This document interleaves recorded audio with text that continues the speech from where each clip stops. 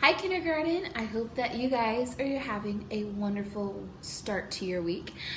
Today in reading, we are going to start a new essential question. We have new vocabulary words. We are going to do a little bit of spelling with our new high frequency words. And we're going to read, a story too. So, we don't need our butterfly books today, so if you need to get like a piece of paper, you'll need that later. So you need a piece of paper and a pencil.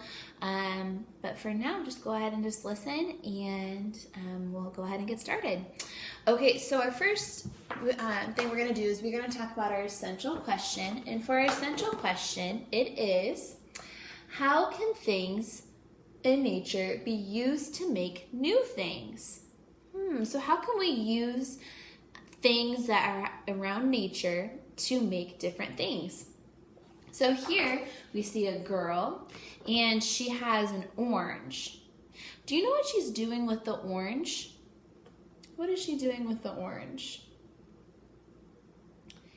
Looks like she's squeezing the orange to make orange juice. So she's taking something from nature like an orange and she's squeezing it to make something new. She's making orange juice. All right, so that is our essential question, is how can things in nature be used to make new things? So I want you to be brainstorming different things that you can find like outside in nature to make new things, okay?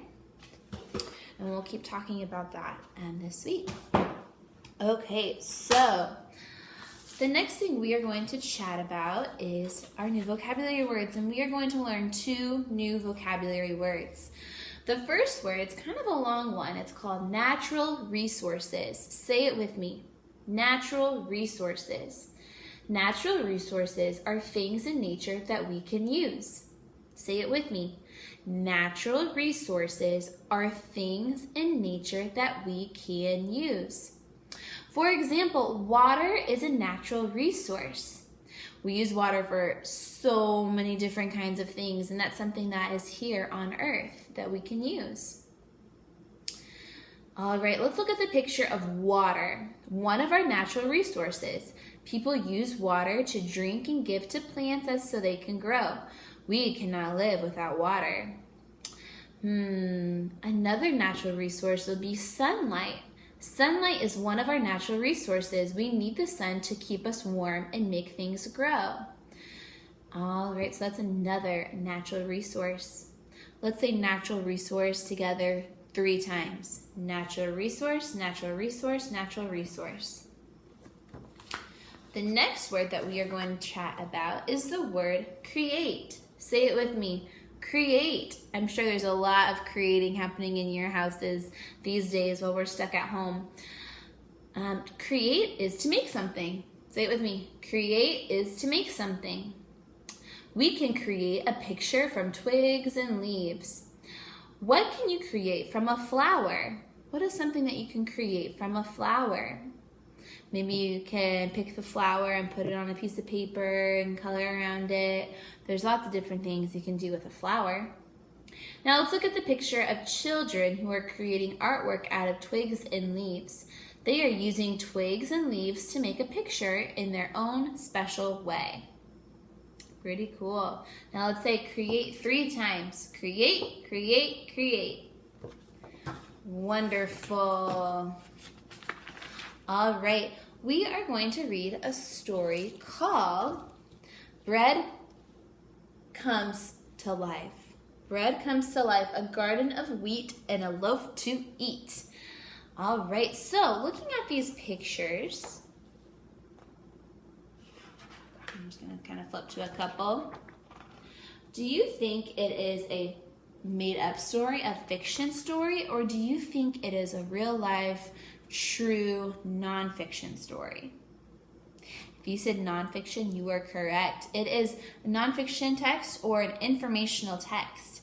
Informational text gives us information about people, places, different kinds of things like that. Okay, So we'll go ahead and get started. So this is called Bread Comes to Life. Remember that we've been talking about natural resources. So things that can be made from nature, things that we can use to make different things from nature. So I want you to be really thinking about that. We're also going to be doing some rereading to help us thinking about if we don't understand something quite yet, we can always reread to help us understand. So we'll go ahead and get started. Bread comes to life. Bread is the food we eat every day. So many kinds, so many ways. Now remember, when we start sentences, we always start with a capital letter and end with punctuation.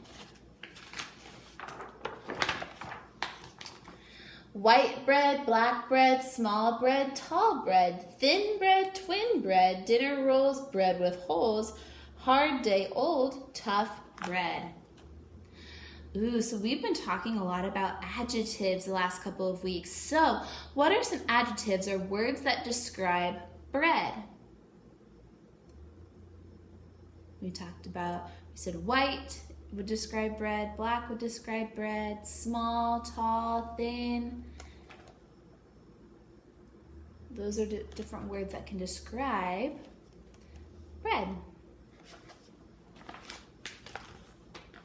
Soft, squishy, fluffy bread.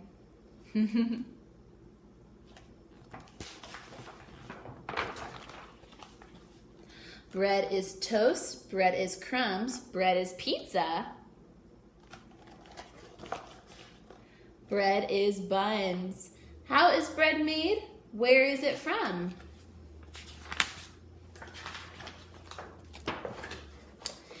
This baker makes his bread from scratch by sowing wheat in his backyard patch. Soon those seeds send down roots and sprout into shoots of bright green grass. Now I read that the baker makes his bread from scratch. I will pay close attention to the steps that he uses to make bread. First, he plants the seeds, and then they grow. I will add this. We'll make a chart later in the week about first step, second step, next step.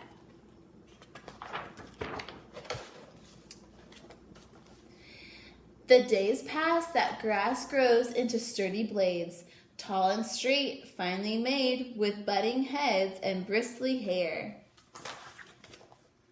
gently waving in the air.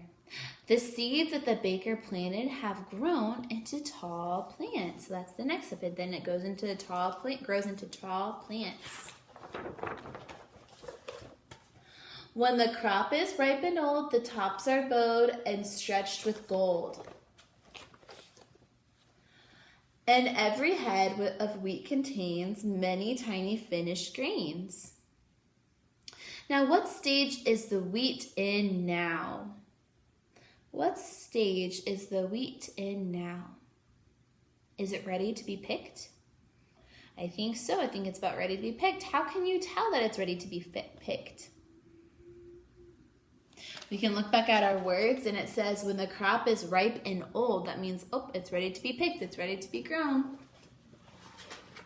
Great job, kindergarten. Time to cut the golden field to gather up the backyard yield. Stack up piles of sun-dried stalks, rub them into the threshing box. It's simple and old-time miller's craft of separating wheat from chaff. All right, or chaff. Chaff. Let's see here. What is the baker doing on this page?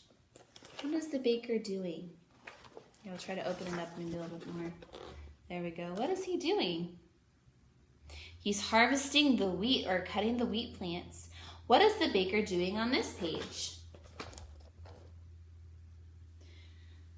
They're using a tool to remove the wheat grains.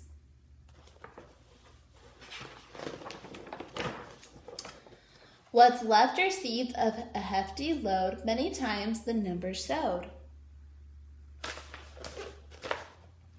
And each new grain of harvest wheat looks just like a loaf to eat.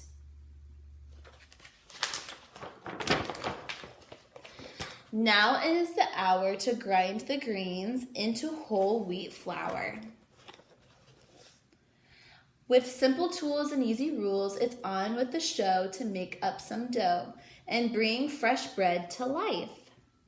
What happens after the seeds grow? The wheat is cut, then the baker grinds the grains into flour. Very good. Yeast, honey, water, flour.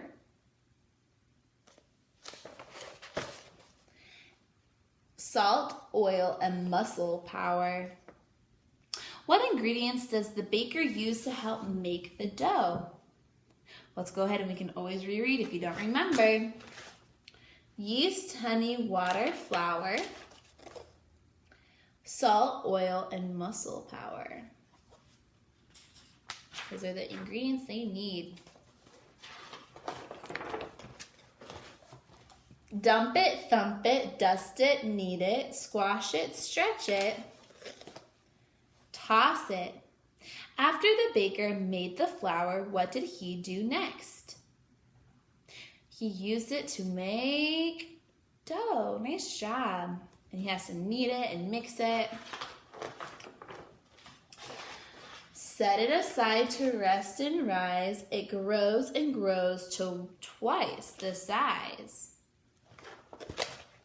Punch it down, give it some shape, let it rise again, put it into bake. What is the last step to make the bread? What is the last step? You need to put the dough in to bake. Nice job. Slice it fresh. It's better than cake.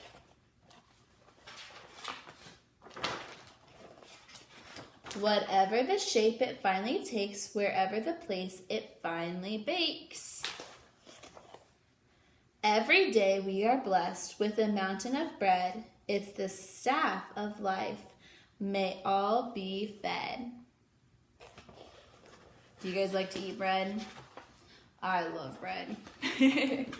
All right, so thank you so much for listening to this story. If you need to stand up and do a little stretch break or do a little dance party to kind of get you to get all those wiggles out, go ahead and do so. But we'll go ahead and keep going, okay? Okay, so the letter we are learning this week is the letter O. And we have learned about the letter O before, but we learned the sound that it makes is ah. Like remember O, octopus, ah, ah, ah. Well, we are going to learn the other sound that it makes. That's the short O, ah sound. We're going to learn about the long sound for O, and that is the sound O. So, I'm going to say some words, and you are going to hear the long O sound, like b-own, bone, c-oat, coat, d-ome, dome, oh, so we hear the long O sound. We might hear the short O sound like in hot, ot, ock, ox, fox. So you hear the ah and the O sound. Now, I'm going to say a little poem, and you are going to touch your nose every time you hear the long O sound. Are you ready? Okay.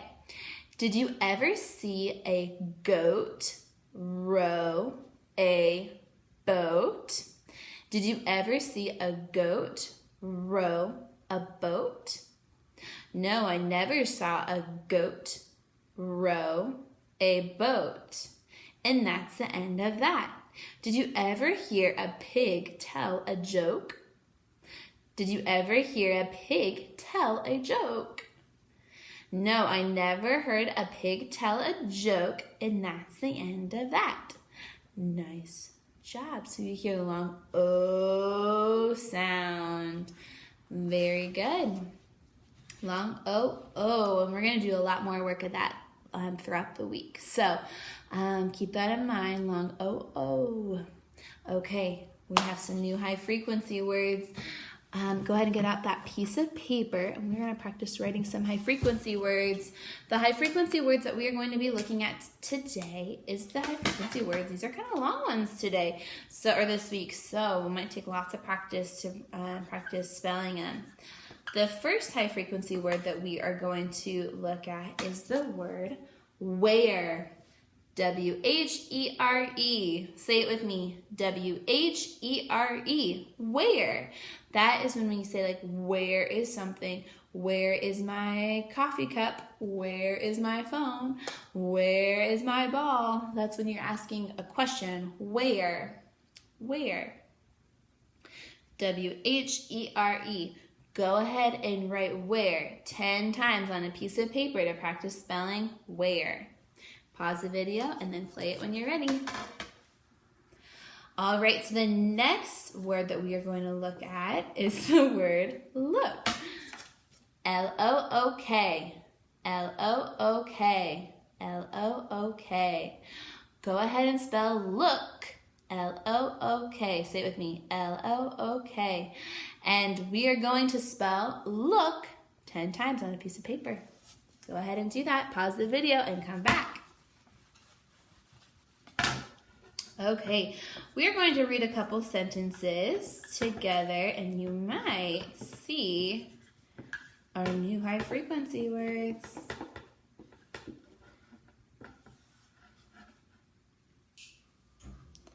Okay.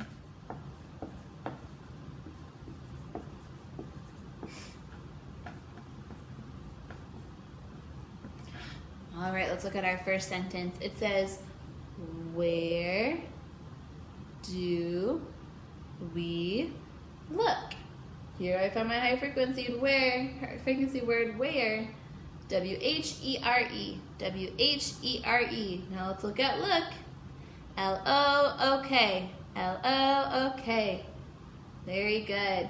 Here, let's read our next sentence. Let's see if you can do it by yourself.